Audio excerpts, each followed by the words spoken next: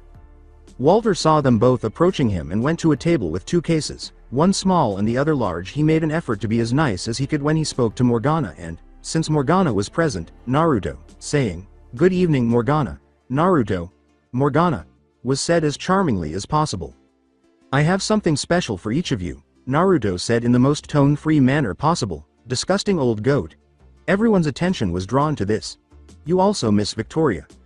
Morgana was the first to open her case, and when she saw the pistol inside, she exclaimed, oh, what is this?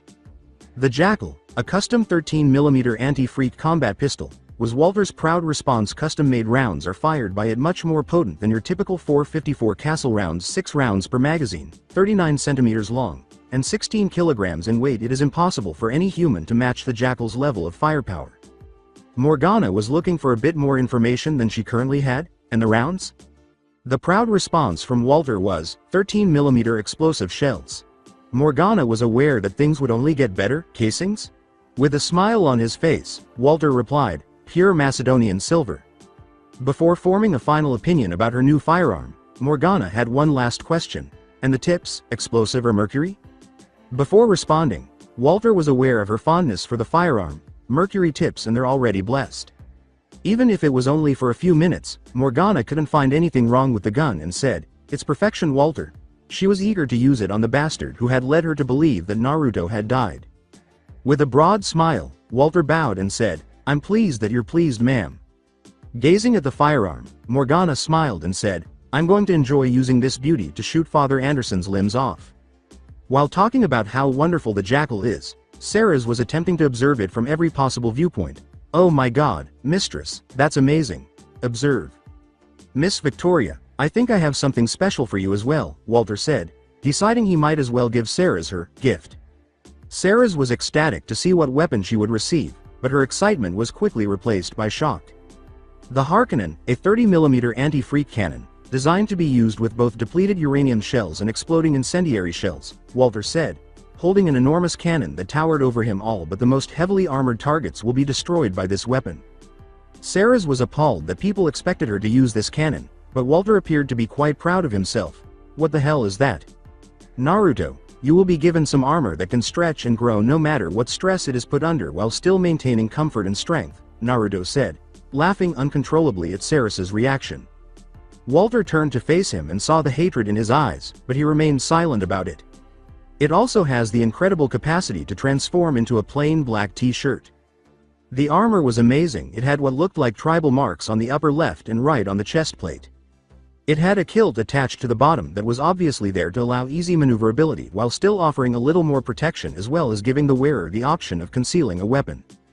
2. I can't really explain the design that well. If you don't like my description, check the picture of on my profile, but it's being worn by Naruto's werewolf form. And Sir Integra wanted you to have this silver dagger in case you have no other weapon. The item in his hands, the dagger, it was nostalgic even though it wasn't a kunai. Then he slipped the dagger into his pocket. Naruto saw a pair of gloves next to the armor as Walter withdrew his weapons and said, by the request of Sir Integra, I've also upgraded your Desert Eagles. They can now blow a hole straight through a tank. What about the gloves? He asked, glancing at them. They're based on Morgana's ability to store things in shadows. Unfortunately, this is as far as it can go because nothing will stabilize the shadow enough to store anything larger than a sword. Normally this would still be very useful, but they are also incredibly hard to make. Your blades will be by your side every second. Despite his jealousy, Walter was aware of his weaponry. Naruto expressed his admiration for his upgraded weapons and new armor by saying, I can't think of any way to improve anything any more than it is now. Morgana decided to express her thoughts on everything, saying, these are all perfect, Walter, they all play to our strengths. In the end, Walter thought to himself, I may get you yet, my dear, but he smiled and said, I'm glad you approve, Morgana. Dumbass. After reminding Morgan of their plans, Naruto said, Morgana, we still need to ask Integra if we can go for a walk. When Morgana received her new toy, she nearly forgot, oh right Ceres, I want you to familiarize yourself with that cannon while we are gone. Still disliking the cannon, Ceres simply moaned and said, yes, mistress, before leaving with her new weapon. When Naruto turned to face Morgana, he said, well, let's go and ask Integra about our walk. Morgana simply walked out the door without responding, and Naruto trailed closely behind. Walter snarled and punched the wall. After they had all left, he went to make a call after saying, I'll kill you for taking my happiness, Naruto. He muttered darkly, even if I have to betray the Hellsing organization to do it. Naruto and Morgana entered while Integra was getting ready for the round table conference. What do you want? Integra hoped it would be brief because she had a lot to worry about today. Her query was addressed by Naruto, who said, we were hoping we could go for a date in the park. This caught Integra off guard, but she wasn't going to stop them. She smiled and said, by all means, go have fun you too. After exchanging smiles, Naruto and Morgana headed to the park. At the park, Naruto and Morgana were having a good time. They had previously visited the gardens and strolled along the path through the forest that led back to the park. The men who tried to flirt with Morgana were the only thing they disliked. Naruto swiftly silenced them all with a powerful blow to the face. It was obvious from the crunching sound that he had either broken a jaw or a nose. After enjoying their time together, they noticed a big lake with a boat rental business, which they both thought would be fantastic. The way Naruto was staring at Morgana nearly killed the man who worked there. Naruto started paddling out as soon as they got their boat, and Morgana just took into view. Naruto saw the melancholy expression on her face as she gazed at the water. Morgana, what's wrong? Naruto inquired worriedly. Morgana looked at Naruto and exhaled. I'm just thinking about the past. Things always seemed like nothing could ever really matter. I moved from one master to another, but now not only do I love my master like a sister, I finally found someone that I really love, and I know that one eye he will die. Naruto let out a sigh. He was aware that this would come to pass. Morgana, I am still very young. I won't be dying anytime soon. I will be with you for a very long time. Morgana chose to live in the present for the time being after feeling somewhat better about her circumstances. Alright, let's enjoy our day. After completing their journey on the boat, Naruto and Morgana proceeded to explore the remaining park. Morgana was taken aback when Naruto pulled out his new gloves, a bowl of ramen from his right. You're not surprised that it's Naruto. And a bottle of Morgana's favorite blood type, AB. From his left. This was sufficient to earn him an almost inappropriate public kiss. Naruto and Morgana discussed each other's pasts while they were eating. Right now, They were chuckling about Naruto's genin exam day. With a hugely amused expression on her face, Morgana questioned, "So you managed to paint a giant mountain with faces carved into it in broad daylight and no one noticed until you were done?" With a smile on his face and a laugh, Naruto remarked, "Not only that, but it took them forever to catch me too." Morgana smiled at Naruto and began telling a story of her own. "You should have seen Sir Integra when she saw my true form for the first time. She knew I was a woman the second she laid eyes on me. I have no idea how, but she has always been able to tell when someone was lying about anything. Her blood woke me up and I defended her from her crazed uncle. He was about to kill her just so he could gain the title of the leader of the Hellsing organization. I disarmed him, but Integra ordered me to stop before I killed him. I was confused at first, but then she told me she wanted to do it herself. I was both surprised and pleased that she was willing to kill him even though he was a member of her family. After she had shot him, I got a real surprise. She pointed her gun at me and told me to show my true form. I kneeled down and I told her that the form I was in was what I actually looked like, but she got about a foot away from me and told me she knew I was lying. She then ordered me to take my true form, and when I did, she looked down to see what was pushing against her chest. When she saw that it was my breasts, she jumped back blushing and shouting to stop messing with her and show her my true form. I then began explaining to her why I had used a male form for so long. She understood, and ever since then we have actually been very good friends. Walter was still working for Hellsing at the time, and when he saw my real form he got a huge blush on his face and passed out. He's had a crush on me ever since that day," Morgana said with a laugh. Naruto laughed the entire time, but his laughter stopped when she mentioned how much Walter loved her. He needed to let Morgana know that he was seriously worried about Walter. Among them was the fact that he was constantly gazing at Morgana with a great deal of lust and a tiny bit of love, not to mention what he had discovered inside his armor's kilt. "Morgana, there's something you need to know about Walter. Whenever your back is turned, he looks at you with lust in his eyes. This pisses me out, but I let it go because he wasn't hurting anyone, but what he did to my armor makes it obvious something needs to be done." Naruto sighed, wishing his fellow fighters would stop attempting to kill him. When Naruto heard that her friend was attempting to kill him, he told Morgana, "Walter put a small amount of explosives in my armor. It wouldn't be enough to hurt anyone 3 or 4 feet away, but if I was wearing the armor, the explosion would be enough to blow my legs off." Morgana's expression was one of shock as she gazed at him. She wasn't particularly shocked that Walter harbored feelings for her because she was aware that Naruto wasn't one to lie. She was shocked to learn that Walter would even attempt to kill Naruto in order to prevent him from interfering with his attempts to win her love, even though they would only ever be attempts. She said, "I can't believe Walter would go that far just to make sure he had a chance to get me to love him, even if it would be impossible for me to love him. Well, we know that Walter has tried to kill me, so what do you think we should do to make sure it doesn't happen ever again? Tell Sir Integra?" Naruto asked Morgana with a sigh. Morgana replied, "That would be the best choice. I wish he hadn't done something so stupid, but if he is going to try to kill Hellsing members to get what he wants, he will need to be stopped by execution." In an attempt to lighten the situation and resume their wonderful day, Naruto simply nodded and said, "Hey, let's forget about this for now and get back to our date." Morgana smiled slightly at Naruto, and they resumed their mealtime enjoyment. Naruto asked Morgana, "Hey Morgana, do you ever miss eating normal food?" while he was observing her drink her blood.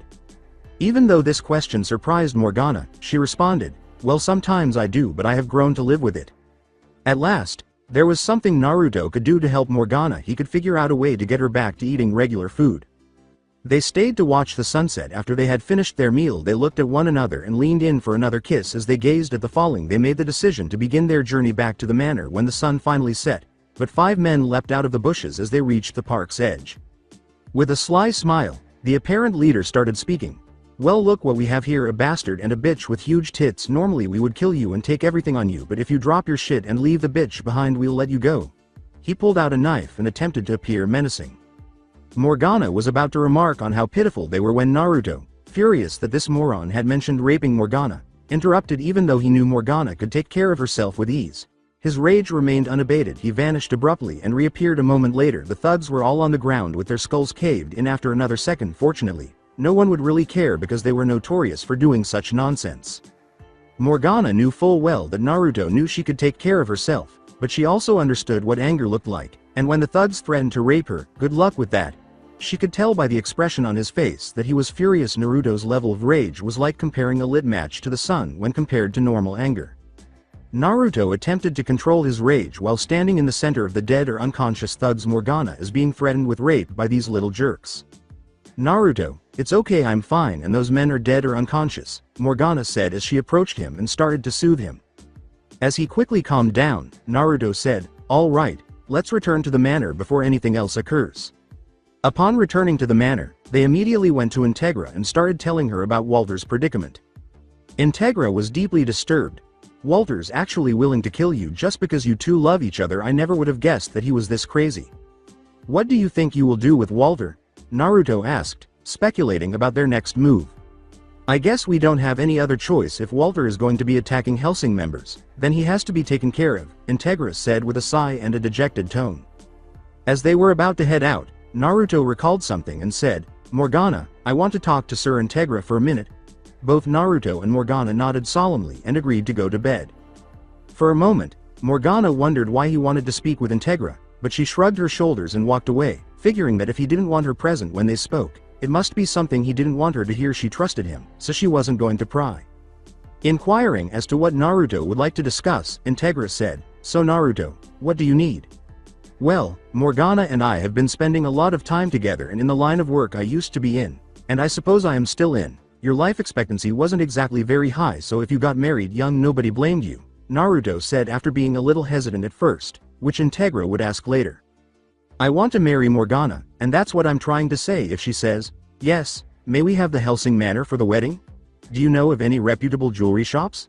Naruto uttered those words with complete assurance. After a moment of surprise, Integra broke into a big smile and said, "Well, you have been together for a few months. You make some excellent points, but it's a little brief, okay?"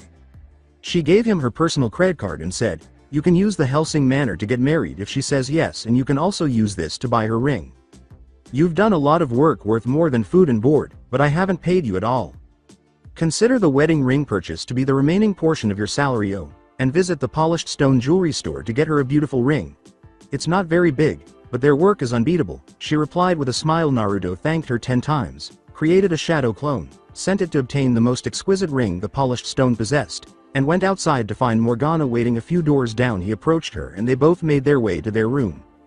They went downstairs and started getting ready for bed. Naruto removed his shirt and pants and started putting on a pair of cloth shorts. When he turned around, he saw Morgana wearing a nightgown that revealed every curve of her body. Naruto just stared, and then stared some more. With a foolish expression on his face, Morgana couldn't contain her laughter, and she led him to the coffin, where she closed it and cuddled up to him, too.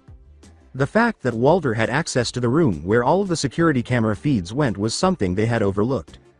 It was only the beginning of the round table conference.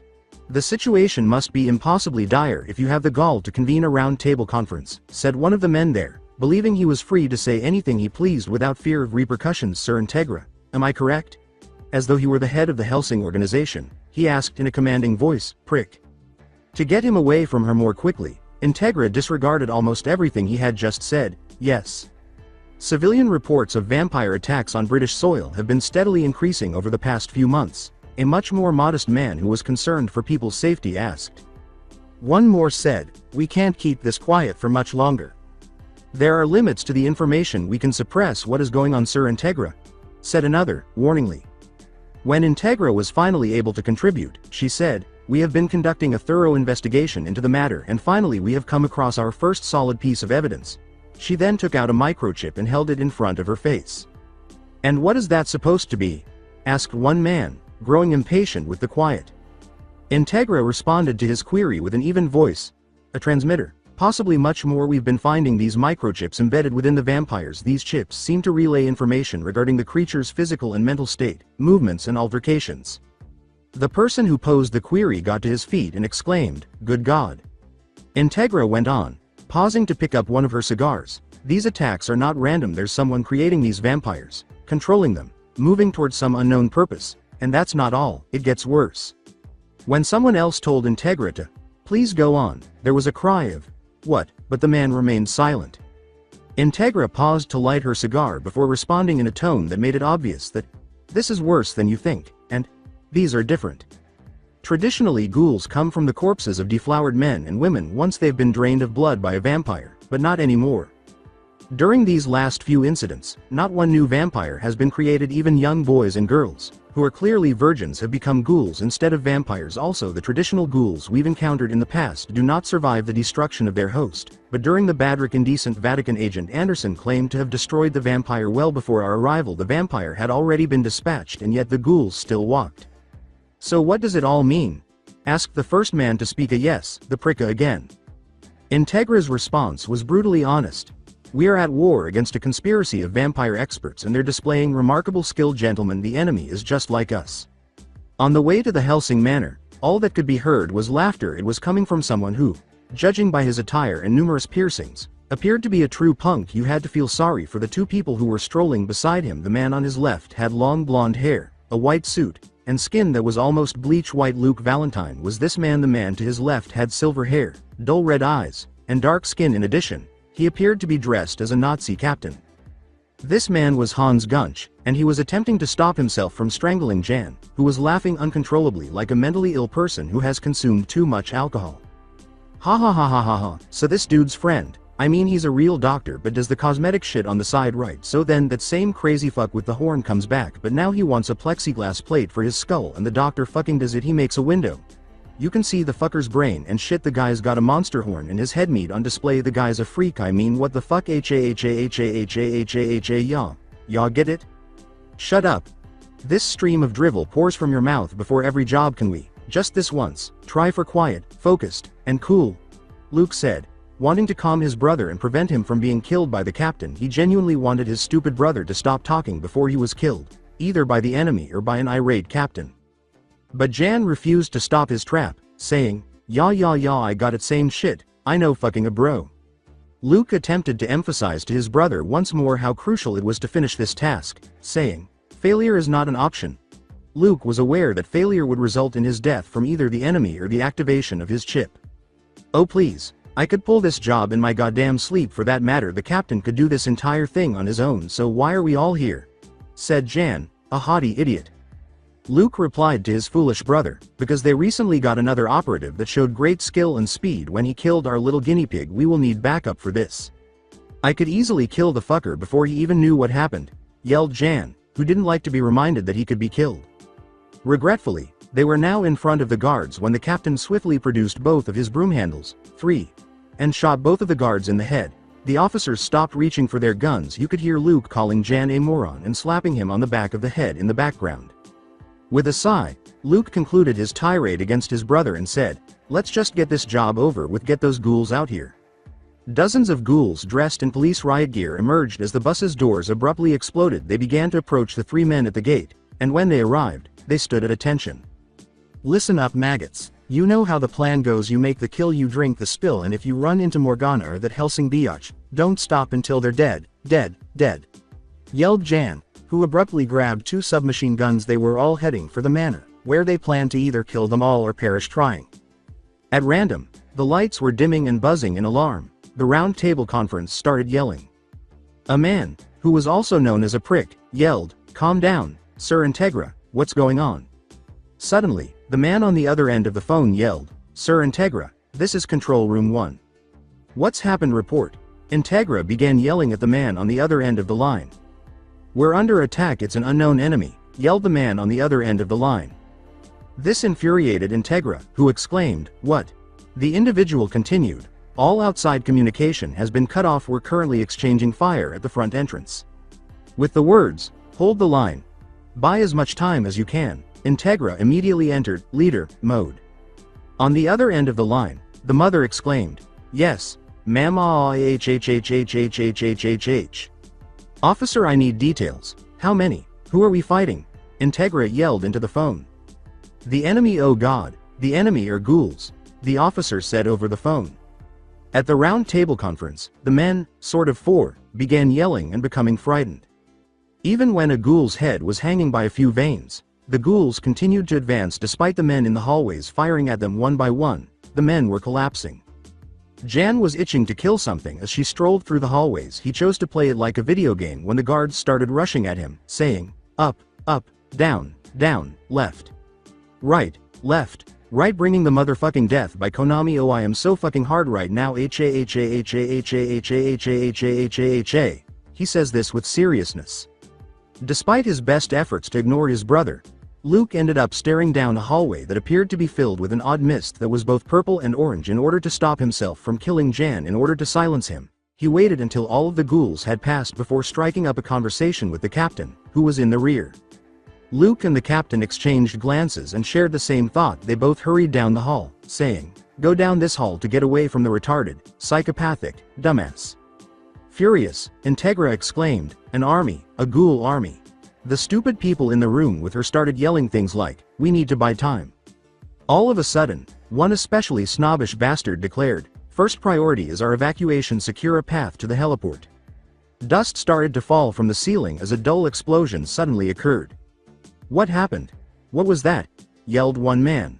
The man on the phone abruptly returned, saying, "I'm afraid that was the heliport, sir."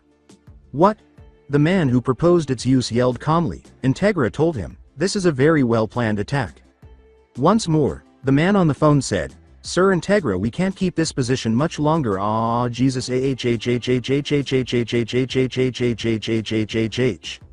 Hello?" Integra asked, concerned for her men. Jan unexpectedly answered the phone rather than the officer. "Hello? Is this thing on? Cool, this message is going out to the round table conference and a very heartfelt shout out to the queen bitch herself, Miss Hellsing. Alright. Your ass is currently being kicked by the Valentine brothers. My name's Jan Valentine and I can't wait to meet each and every one of you. We'll be getting intimate as soon as me and the boys finish lunch. Let me be the first to thank you for providing all these tasty snacks. By tomorrow, Hellsing will be nothing but a pile of shit. You've got nowhere left to run and nowhere to hide. Now I'm going to kill you. I want to see you cry and beg. In the meantime, I highly recommend pissing yourself followed by a course of praying to your impotent god. But hey, there's always enough time to be a man and kill yourself. Thank you, London. We love you. Good night." Integra was biting her lip to keep from yelling at the jerk. The round table members started yelling once more. "What do you plan to do about this, Integra?" He said. "The ghouls have taken over the estate." Abruptly, Integra became composed and said, "They're coming for us. What's worse, we have a security leak." One of the moron began to yell, "Damn it, Integra." Disregarding the idiot, Integra called Saris's room. Integra started giving commands as soon as Saris picked up the phone. "Police girl, I need you to find a way to get to us and bring your cannon and rifle." Saris was completely perplexed. The intercom was the only sound coming from upstairs that she could hear. "What do you mean, ma'am?" "The mansion is being overrun by ghouls and a couple of brothers known as the Valentine brothers." Integra succinctly described the circumstances. After giving it some thought, Saris immediately applied her police training, saying, "Then that means the hallways are out. The air ducts. I can easily get through them." Knowing that Saris's police training would be useful, Integra smiled and said, "Alright, get here as quick as possible." "Yes, sir," was Saris's prompt response. After removing the vent grate from her room, she went into the vents with her rifle and Harkonnen. Luke was walking down the hall with the captain, not sure where they were going, but they knew it was away from Jan. After lighting a cigarette and pausing to study a picture on the wall, Luke was nearly speared by spikes. In order to trick whoever set the trap, he was able to discard his jacket and vanish with the captain. Abruptly, 3 officers emerged from behind an archway and proceeded to check if the enemy had been captured. They lowered their heads in disappointment when they realized it was merely a jacket. An orange glow suddenly passed through one of the guards. He was okay for a moment, but then Luke reappeared behind him and his head split in two. The captain, who had been on the ceiling, abruptly dropped or trampled on the other officer as he was about to fire at him. Abruptly, a group of guards emerged from a hidden door behind a mirror. Either Luke sliced them to pieces or the captain punched holes in their torsos, killing them in a flash. Luke was already experiencing a headache when his phone abruptly rang, and he knew it was Jan. "What?" he sighed as he picked up the phone. Jan sat down on a heap of corpses. "Yo, Luke, what up? Can you hear me? No. This is your brother Jan Valentine, commander of the army of the undead Hellsing Slayers. Oh y'all, letting you know that floors 1 and 2 are secure now. All that's left is to take the 3rd floor, crash the round table conference, and kick the shit out of a little girl and a bunch of old people. Just stick to the plan, don't give them an inch." "I think the captain and I heading for the basement." Luke hung up the phone, but as he did so, he noticed a stain of blood on his suit. Luke was sick of his brother's incessant babble about meaningless nonsense. "Time to see what you can really do, Morgana," he said after simply wiping it off. His eyes flashed blood red as he spoke. Jan was seated at Integra's desk, his feet up on her desk, lighting one of her cigars. He suddenly exclaimed, "Fuck, these are some fine cigars. I mean, come on, that's just fucked up, people starving in the world and she's wasting money on this. A slow agonizing death is too good for that stick up her ass bitch. I think it's time someone gave her an old-fashioned, working class, ass kicking." After kicking down the door, he went to the conference room. Morgana asked, half awake, what's going on?" When she awoke, the two men in the enormous hole in the wall were the first thing she saw. She hurried out. Naruto trailing behind both of them stood up, but Naruto noticed his pants from yesterday. When he looked down, he took the dagger out of his pocket and reached down covertly. He sensed that he would require it.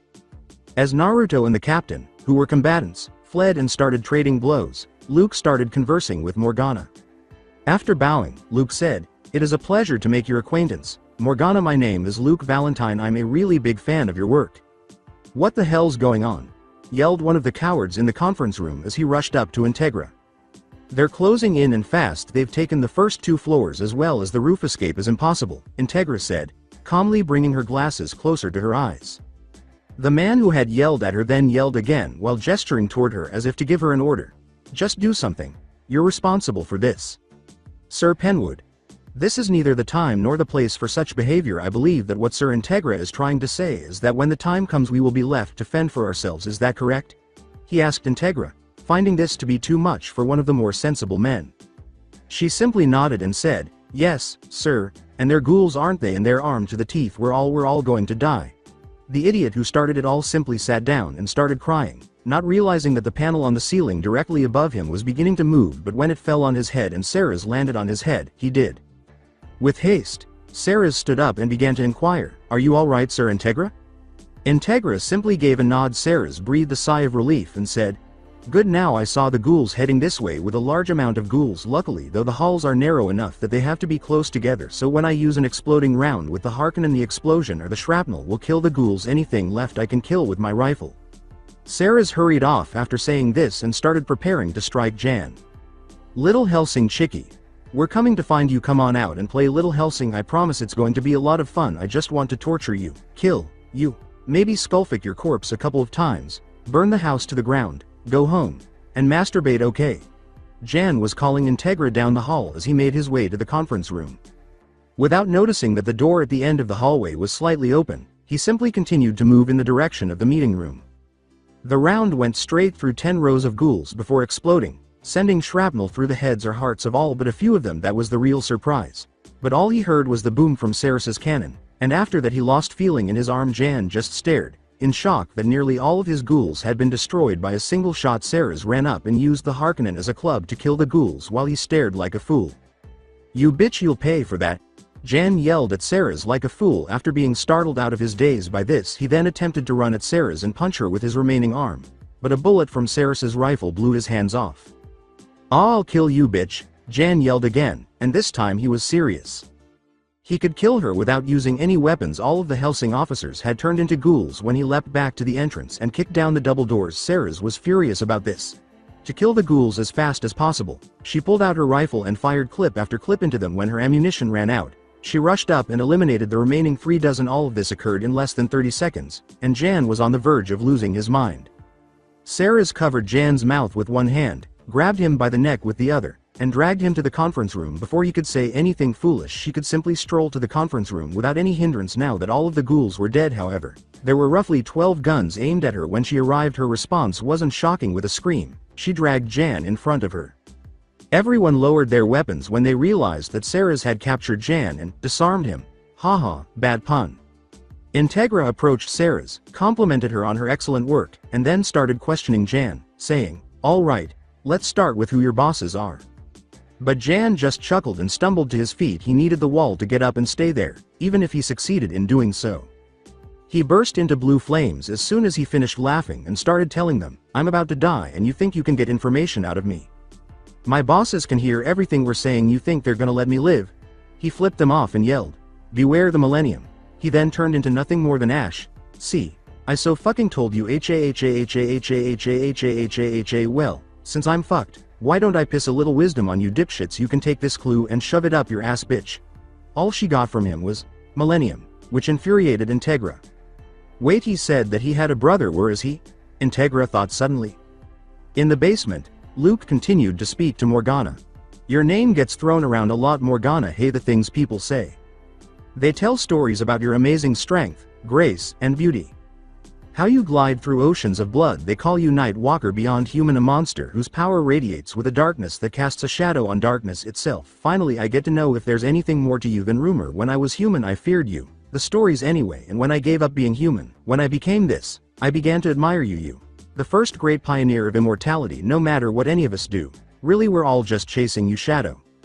An uncontrollable smile spread across Morgana's face. Despite his attempts to appear intelligent, this idiot was just as foolish as the thugs in the park. That's ridiculous, you fool, there's no such thing as immortality. With a smug reply, Luke said, yes I know, and when I have your head on a stick everyone else will know it too, so now I get to kill you and make my wildest dreams come true. They both pulled out their guns and started shooting at each other at an unspoken signal. With everything they had, Naruto and the captain were engaged in combat. They were fighting their way through the basement in search of a covert escape route that would take them to a clearing in the forest. The captain had shot a bullet through each of Naruto's katanas, breaking them and leaving him without ammunition. They were currently only exchanging blows because the captain had run out of ammunition. Despite their best efforts, neither of them was able to locate an opening. Each move one made could be countered by the other. Naruto used his shadow clones when the captain changed. The captain's regeneration took effect when Naruto used his Rasengan, repairing any damage he had sustained. Something had to tip the scales in one person's favor. Walter turned out to be that something. Leaping out from behind a pillar, he placed himself between the two combatants. Nobody knew what he was going to do, but it was obvious what he intended to do when he fired his wires at Naruto. Normally, the captain wouldn't have banded together against someone, but he needed all the strength he could muster because he might have to fight Walter after this battle. Now Naruto was concerned. He needed to leave this small space. Walter was lethal in confined spaces because of his wires, and this hallway most certainly qualified. A wooden trapdoor on the ceiling caught his attention as he searched for a way out. Leaping for it, he broke through the top. He could see easily because the full moon was out. Walter used his wires to cling to a tree and pull himself up as the captain leapt through the door. Naruto was aware that he had to figure out how to defeat them both. He reviewed his knowledge of his opponents in a hurry. Silver could kill the captain because he was clearly a werewolf, but what did he have that would be silver? Hold on, dagger. He still had it in his pocket. That might be effective, but what about Walter? He was elderly, skilled in weaponry, and preferred using monomolecular wire. Before he could continue fighting, Walter sent out his wires to try to kill Naruto, interrupting his thoughts. He pulled out the dagger, ducked out of the way, and charged at Walter, stabbing him in the head. Although he was successful, he was not unharmed. Walter had aimed his right wire at Naruto's dagger and his left wire at Naruto's neck in an effort to save himself. The wires continued and sliced into his torso after passing through the dagger like butter. The wires that were aimed at his neck sliced deeply into his throat but did not reach far enough to wrap around it. The wounds would likely kill him. He still had to deal with the captain even though Walter was dead. The captain started beating the living daylights out of him. He had run out of energy to keep up with him since the captain was already dead. He was making every effort to come up with a plan to kill him. He would find a way to bring this jerk down with him. Then he thought about the knife. After examining the fragments, he believed he could use them to murder the captain, but he was unable to stab him in the heart. His Rasengan was the only item that had penetrated his skin. Help! The Rasengan is grinding. After gathering the silver dagger's fragments, Naruto started creating a Rasengan. With his final shot ready, he ran at the captain as the silver turned to grayish-white and was ground up into dust. He was taken aback when Naruto suddenly stopped using logic and lunged at him while brandishing a ball of silver light. It was already too late when he realized what was going on. The captain's blood sprayed all over Naruto's wounds as Naruto drove the silver Rasengan directly through his heart. Despite his inability to accept his death, the captain began to laugh and smile as he considered it. Even as he erupted into blue flames, he had at last discovered a foe capable of killing him in battle. Naruto wasn't prepared to pass away, even though the captain was content with his demise. He considered the people he had grown to love seeing every day as he attempted to stop the bleeding and return to the trapdoor. Integra, Ceres, and Morgana in particular. He was not ready to pass away. All of a sudden, Naruto's clone dispersed and he acquired its memories.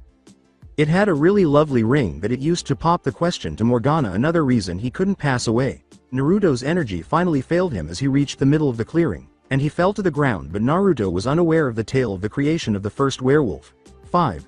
Naruto lost what little body fat he had, his skin darkened, and his hair turned more and more silver until only a hint of blonde remained as the moonlight shone down on him. All of his wounds were healing as though they had never occurred. 6. The real surprise came after all of this. Silver fur started to cover his body, his muscles swelled and changed, his legs crunched and twisted until he had a wolf's hind legs, his whole head changed to resemble a wolf's, with teeth as sharp as daggers and a strength that was easily 1,000 times greater. In addition, he developed a tail and his fingernails grew longer and sharper, but his fur was the biggest surprise. His fur had tribal markings on it. 7. Naruto started to wake up. After this he attempted to massage his face, but before his hands could reach his eyes, they struck something. With haste, he opened his eyes and peered down. After a few moments of staring at his muzzle, he let out a scream. His voice sounded deeper, which was the first thing he noticed. It had a natural growl to it, but not too much. He started looking at the rest of his body once he had calmed down, or at least as much as he was going to. He noticed his tail when he turned to look behind him. When he attempted to move it, the outcome made it very evident that he was in total control of it. He was startled to see his legs when he looked down. At first, he was terrified, but then he realized how comfortable it was to move around. Other than the evocative scenery, he was completely unaware of it. He made the decision to test his speed. In less than a second, he bolted from one side of the clearing to the other. He decided to test his strength and smiled, which would be terrifying considering his new wolf head. He approached a massive tree. 8. And used one hand to lift it out of the ground, roots and all. He decided to check the sharpness of his claws. After glancing at his hands, he approached another tree and gave it a swung of his claws. Nothing happened for a moment before the whole tree collapsed. Naruto simply smiled once more before recalling that Morgana was engaged in combat. His smile turned into a broad one, and he began to run toward the manor at what seemed to him like a leisurely jog of 1,000 miles per hour because he wanted to watch. Luke and Morgana were trying to expose each other. Luke was dodging everything Morgana fired at him, but Morgana simply regenerated all the harm she had sustained. Luke believed he was winning, but Morgana knew they were not going anywhere. Luke sped over to Morgana and aimed a gun at her head while yelling like a fool, "You've never seen anything like me before. I was designed to surpass you in every way. I was born to be your death." However, when he noticed that she had her gun against his heart, his eyes widened in shock. He leapt off as quickly as he could, almost getting shot before he could do anything. He leapt back, and everything immediately returned to where they had begun. Luke smiled at Morgana after dodging the shot from the jackal. Just as he opened his mouth to speak, there was a loud explosion. When he turned to look behind him, he saw how much damage one bullet had done. When he saw the devastation, his face took on a slightly terrified expression. He was going to make sure to stay away from that gun. "A pistol, did that, Jesus?" Morgana began speaking to him abruptly, saying, "Your reflexes are amazing." Luke began to clench his jaw. She was treating the fight to the death as if it were a game. He began to yell that he was superior to her, saying, "I told you, I'm completely different from any creature you've ever faced before." Suddenly, he smiled and aimed his gun at Morgana. "I have the sum total of all your vampiric power at my disposal, all of it and more." Morgana simply whistled and smiled in a phony, impressed manner. This infuriated Luke, and they resumed shooting at one another. After some time, Luke noticed something. "She's not even trying to dodge the bullets. Does she think she's indestructible? Everything has a breaking point." Despite being shot, Morgana continued to fire. While grinning, Morgana ceased firing, saying, "She may act like she's not injured, but she's taking far more damage than I am. I can beat her." Morgana began laughing. "Yes, excellent. I haven't had this much fun with anyone except Naruto in ages." She stopped to laugh again, and the blood that was all over her as well as her gunshot wounds began to disappear and get absorbed back into her body. "What did you say your name was?" Luke was beginning to get nervous because he realized that she was enjoying this. She wasn't making it seem like a game to her. It was a game. Even if he was getting scared and getting drenched in sweat, he still answered, "It's Luke, Luke Valentine." Morgana thought over the name for a second. "Luke Valentine? It's obvious that your powers are greater than even the highest category of vampire." Morgana began releasing some of her restraints, releasing control on restriction systems. 3, 2, 1. Approval of situation recognized, commencing the Cromwell invocation. Ability restrictions lifted for limited use until the enemy has been rendered silent. Darkness quickly covered the entire room. Then Luke almost crapped his pants when hundreds of huge blood-red eyes opened everywhere. He was freaking out when Morgana suddenly yelled, "Now Luke Valentine, it's time to educate you on how a real vampire does battle." Baskerville the Hellhound suddenly shot out of the dark mass, and so did his twin. Morgana also disappeared into darkness, and it all began crawling towards Luke. He proceeded to scream like a little girl and ran out of the room. Morgana was about to shoot at him when he suddenly used his speed and ran up the stairs. Morgana followed right behind him. Just enjoying the chase, he went to the third floor and shot through the conference room doors. In roughly 10 seconds, Naruto had returned to the manor. The best part was that he would never have to leave Morgana alone again. And he loved how strong he felt. The smile on his muzzle widened further. He was able to remain with Morgana indefinitely and was unquestionably thousands of times faster and stronger than before. He dashed inside and headed for the conference room, where he could smell everyone. He cherished his new senses. The minute Luke burst through the door, he went straight for Integra to use as a hostage. Morgana normally would have kept up with him, but she hadn't moved using darkness for a very long time. She hadn't fought any strong enough opponents to use it in over 50 years. She was about to kill him when he grabbed Integra and pointed his gun at her head. He started yelling, "If anyone moves, I'll blow her head off."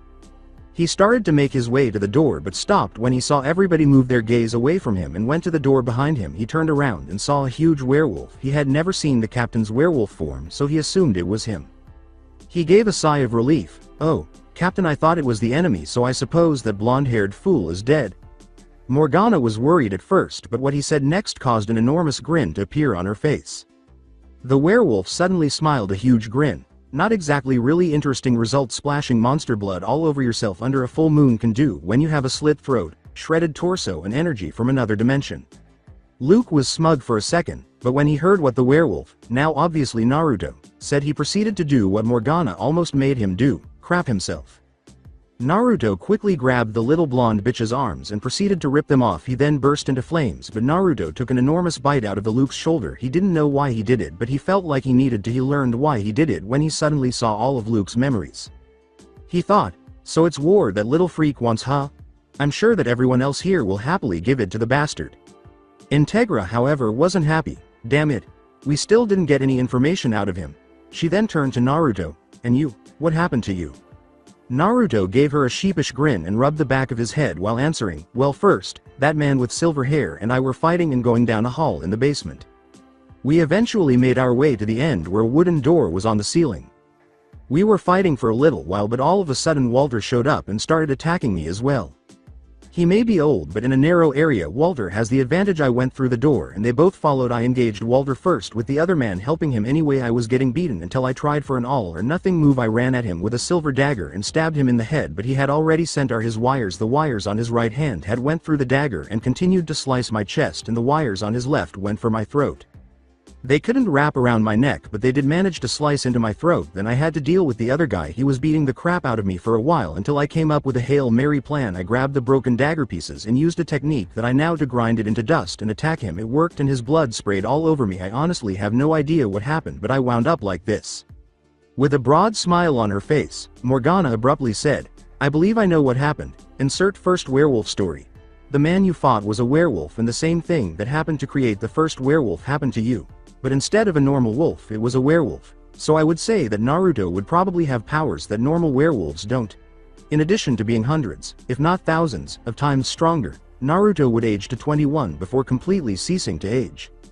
At that moment, the worthless prick from the Round Table Conference said, "In that case, a Cromwell initiative will be put on you."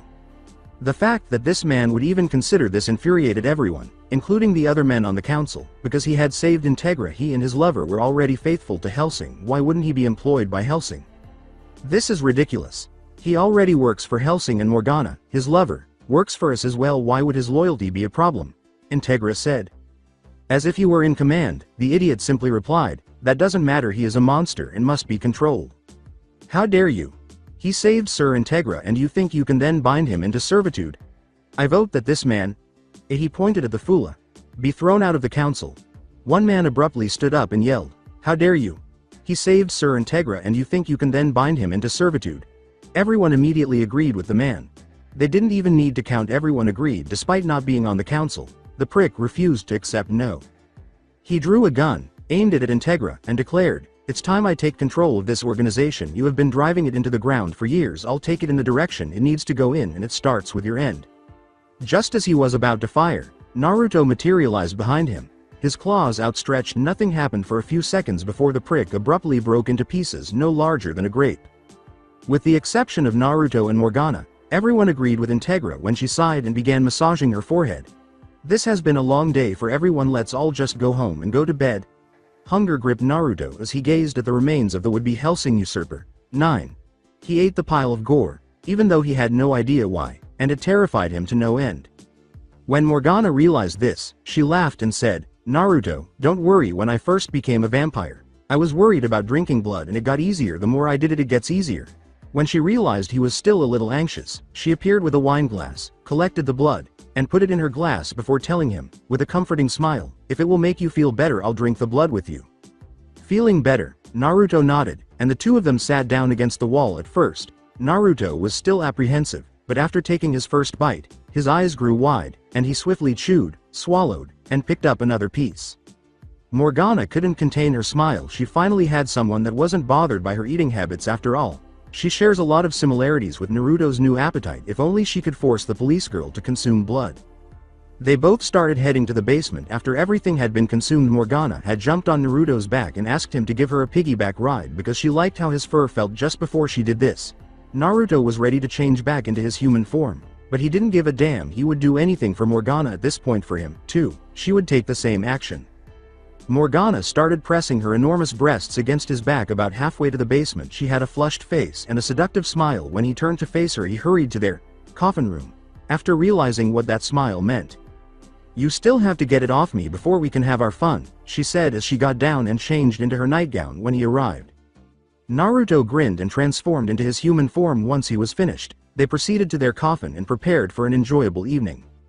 Following their exhaustion, Naruto and Morgana lay in the coffin. Drenched in perspiration, Morgana was curled up with Naruto as he prepared to go to sleep. Naruto was going to disprove her belief that she couldn't be happier today. Naruto reached between the coffin's side cushions and extracted the ring 9 that his clone had purchased and concealed. He summoned the bravery to confront Morgana. When he was around Naruto, he was even more anxious than Hinata. Morgana, with a glance that indicated she was paying attention, she turned to face him. Naruto removed it as quickly as he could. "Will you marry me?" he asked hastily, pulling out the ring, and somehow managed to say this in a tenth of a second while still being comprehensible. Morgana was immobile. He asked her to marry him, which was the last thing she expected. As soon as she jolted out of her daze, she could be heard screaming. Exclaimed, "Yes, I will marry you. Nothing would make me happier," and immediately put the ring on her finger before giving Naruto a passionate kiss that included her tongue. They were both worn out from the day's fighting, making love, and excitement, so when they finally parted ways, they fell asleep right away and dreamed about their wedding and honeymoon. That's it for today. I hope you guys enjoyed this great story. See you in the next one.